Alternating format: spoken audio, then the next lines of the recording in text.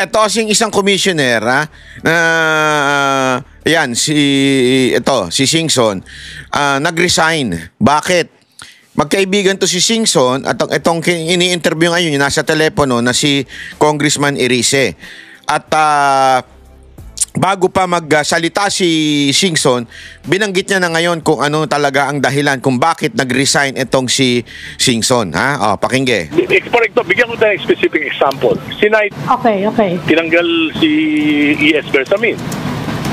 Nag-resign si Pangandaman. Tapos si Yusek Cabral. Bakit hanggang ngayon hindi napapatawag? Yan. Both the Senate Blue Ribbon and the ICI. So, ito yung mga importanteng witnesses. So, ibig sabihin, kung sino lang yung dumarating sa kanila, yun lang ang dumarating. Diba? Parang gano'n. And they have no control dahil yung mga lawyers, yes. Yung ICI, Congressman, are you speaking for yourself or are you mentioning the sentiment, yung mga sentimento de asukal po ni Mr. Singson? No. I am speaking for myself. I'm speaking for myself. And I do understand the feelings of Secretary Babes. Pero but binanggit niyo din po. Sandali lang, Congressman, ang tinatanong yung si Singson, hindi yung feelings ninyo. Hindi. Sinasabi ko lang yung nararamdaman ng mga reporter. Pero tingnan mo. Ito na yung sasabihin niya tungkol sa text nila. Kasi ang sinasabi ni Congressman na kaya ko nararamdaman yan kasi ito yung mga text sa akin ni ni Commissioner Singson. Eto, pakingge. Kasi nga doon sa text message. Yung text message niya, sabi niya sa... Sabi dito, nakalimutan yung part na yun. Kasi nga, sabi sa text message yon. Kasi nga, kaya nararamdaman nito ni Erice ay dahil doon sa text message ni Singson. Ito na yon. And why would I sacrifice why would I risk my life and my family just to solve Malacanang's problem? Ayan. Yun daw yung text sa kanya. Bakit, tatagalogin na lang natin bakit ko i-risk yung buong family ko o para magsasakripisyo ang aking buong pamilya para lamang sa problema kinakaharap ng Malacanang? O na madaling salita ni Marcos, ika nga. Sa madaling salita mga kababayan, sa totoo lang, ang nilagay doon sa apoy para quote-unquote masolve yung problema ng Malacanang ay itong ICI. Pero hindi naman talaga binigyan ng kapangyarihan itong ICI para imbestigahan, ipakulong ang dapat ipakulong. Sa madaling salita, gumawa ang Malacanang ng shock absorber. Alam niyo yung shock absorber? Di ba sa mga sasakyan yung shock, yung ganon. Susunog ata yung niluto ko Sandali nasusunog ata yung luto ko Ituloy natin to, ituloy. Parang gano'n. Tapos meron pa siya isang text sa akin na wala naman silang support. Congressman, verbatim po ba yung sinasabi niyong text message? Yes. Baka pwedeng basahin nila, Congressman. Medyo mahaba yung medyo mahaba. Sabi ng mga reporter, ang gulo-gulo mo Pwede ba basahin mo na lang yung text? Hindi, kasi yun ang sinasabi dito. Dahil nga doon sa parang naging shock absorber itong ICI. Sila yung sila yung tumatanggap ng galit ng tao. Sila yung para bagang sinisisi. Pero ang talaga may problema itong Malacanang. Kapabayaan ng Malacanang. Kapabayaan ni Marcos. Kaya nagkaroon ng matinding korupsyon. Period. Tapos, gusto nilang solusyonan kuno, pero hindi naman nila binigyan ng kapangyarihan ng etong ICI. Para bagang ganito. May peste. Alam mo yung peste, yung mga... Basta yung mga peste, lahat ng peste na naninira ng iyong mga halaman sa bahay o di kaya nagkaroon ng mga anay-anay. Tapos, para masolusyonan yung problema sa bahay mo, kumuha ka ngayon ng gagawa. O sino man yung gagawa na yan, yung boy nyo, kung sino man yan. Tapos sabi mo sa kanya, pwede ba pakisolusyonan yan, bahala ka na dyan, ayusin mo yan. Tapos yung boy nyo nag-aabang. Anong gagamitin ko? Suka, kalamansi. Di ba tayo, ang dami nating nang alam pagdating sa mga ganyan. Paglinis-linis, suka, kalamansi, toyo. Ano yan, luluto mo ba yan? Ayop. Di ba? Oh. So, nag-aantay siya, bibigyan mo ba siya ng ayos ng mga peste dyan sa bahay mo? Nakaganyan lang siya. Wala. O basta kasalanan mo yan pag hindi mo nasolusyonan yan. Yun na lumalabas ngayon sa ICI. Di ba? Text message. Pero yun yung pinaka-send. Kailan to, sir? Just to solve Malacanang's problems, ha? Siguro mga 2-3 days ago. Ganyan. Oh, recent lang. 2 to 3 days ago. Nagulat So, Yeah. okay. Although yung sinabi niya yung tungkol dun sa extra powers, matagal na yun. Kasi sabi niya, tutulungan niya kami para kumakumbinsi si Presidente na ma-certify ito. So Congressman, in short, 2 to 3 days ago pa lang alam niyo na that he will likely resign? Parang frustrated siya. Hindi ko naman alam. Nagulat nga ako na actually dapat I'm supposed to deliver a question of privilege today. So dyan, naunahan na ako ng pagkakataon. Yung 2 to 3 days ago, sir, if I get you right, yung kanyang text message na where he's saying na bakit niya i-risk yung life niya at ang family niya just to solve Malacanang's problems. Yun po yung 2 to 3 days ago. Okay. Tapos, mas farther back yung walang support. Walang support doon sa legal. Latest niya, yung latest niya, kasi sabi ko, baka lumabas dyan, parang washing machine kayo. Sabi niya, hindi lang washing machine, punching bag pa. Yun. Wala namang support. Oh, 'di ba? Parang washing machine, hindi lang sabi niya, hindi lang washing machine. Ito si Singson na to nagsabi punching bag pa.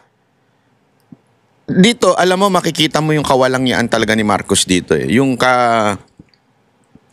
katarantaduhan. Sorry for the term, pero talagang hindi lang naglagay siya ng ICI, pero hindi niya binigyan ng sapat na kapangyarihan. Inilagay lang niya doon bilang display para sumalo ng lahat ng galit ng tao. Tapos, wala rin. Para lang masabi. Ibig sabihin, nilagay yung ICI not to give solution or to put solution sa problema.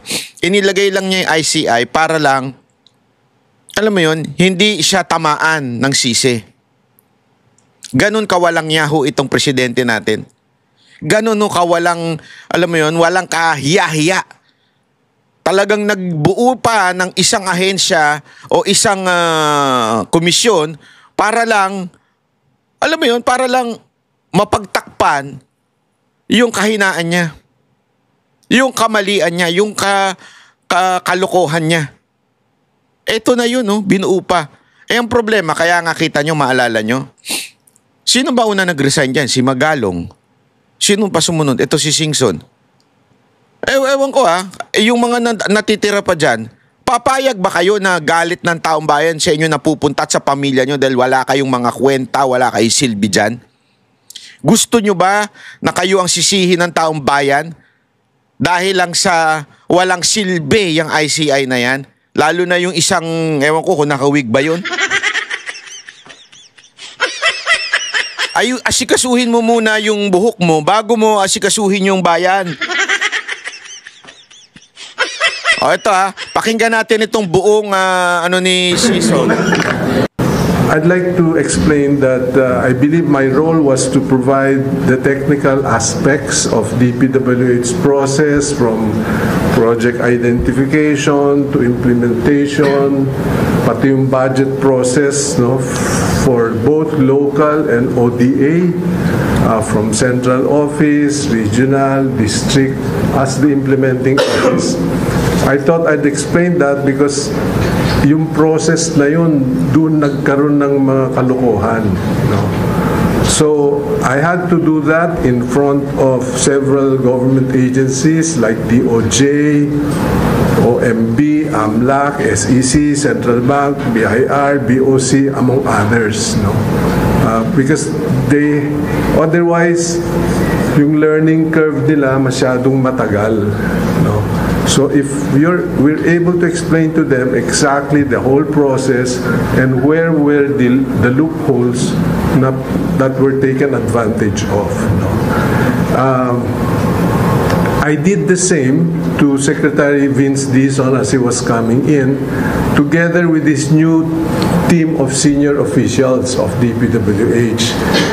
In fact, I think you must have picked it up that myself and Secretary Ping, we spent the whole morning with them in Clark to precisely explain the process. No? At more importantly, saan ba yung mga loopholes in the DPWH, and we also gave him exactly what recommendations to plug those possible situations. No? And again, very clear to my mind was what I explained to them, no? Yung 5 R's. Right project ba yan? Right cost ba yan? Right quality ba yan? Right on time ba yan? And done by the right people. No? And we also explained to him that during my period and 2010 to 2016, including the time when Secretary Ping was DPWH Secretary, we always made sure that yung ABC, yung amount, total budget for the contract, publicize, hindi sekreto yan. So that people know or bidders know exactly what is the budget, plus minus.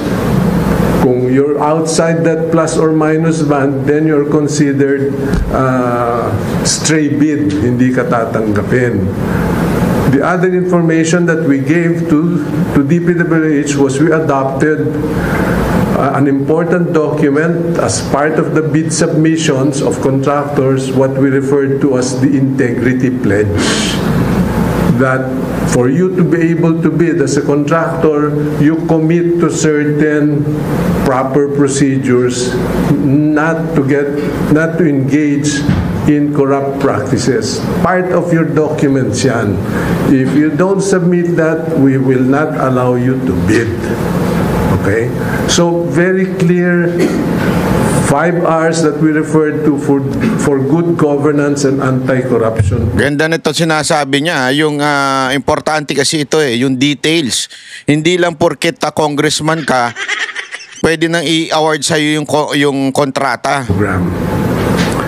Okay, this was what I felt I had to contribute to ICI. No? Including the recommendations to precisely address saan nangyari yung mga problema. I think you must have heard that during our time, 50 million ang level of authority ng district engineer. Biglang lumobo to 150, tapos yung regional office naging 400, kaya wala nang nakikitang local project sa head office kung hindi yung foreign assisted na lang. China-chap-chap na sa baba. So those were the major recommendations, and I think you must have heard that Secretary Vince has already reduced the level of authority of the district offices and the regional offices. Now, at the ICI level, we also accepted and agreed that because the legal process dito sa Pilipinas, several layers. From prosecution, building of cases, dalayin sa ombudsman to Sandigan Bayan. Medyo mahaba yon. And I kept mentioning, including meetings with the legislators, 2 gold standards for anti-corruption. I will keep repeating this, the ICAC of Hong Kong and the CPIB of Singapore. What is the major change in those 2 gold standards? All in one. Hindi na pasa-pasa. No? Forward natin yung kung saan yung sinabi niya yung dahilan ng pag-alis niya. Because precisely of the long legal process, no, where all the agencies were agreed to deadlines. Very appreciative of that ICI on its own cannot solely carry the burden. We need the support of other governments. So please try to understand that it's not that I don't want to serve. It is just that my body and also the stress on my family, we are not used to this heavy stress, including heavy security for the family's safety. So I hope, and I wish that people will understand the reason for my resignation. I feel that I've done what I have to do for ICI, but I have to also answer to the needs of my family, family concerns, and my own personal life. I want to get back my privacy.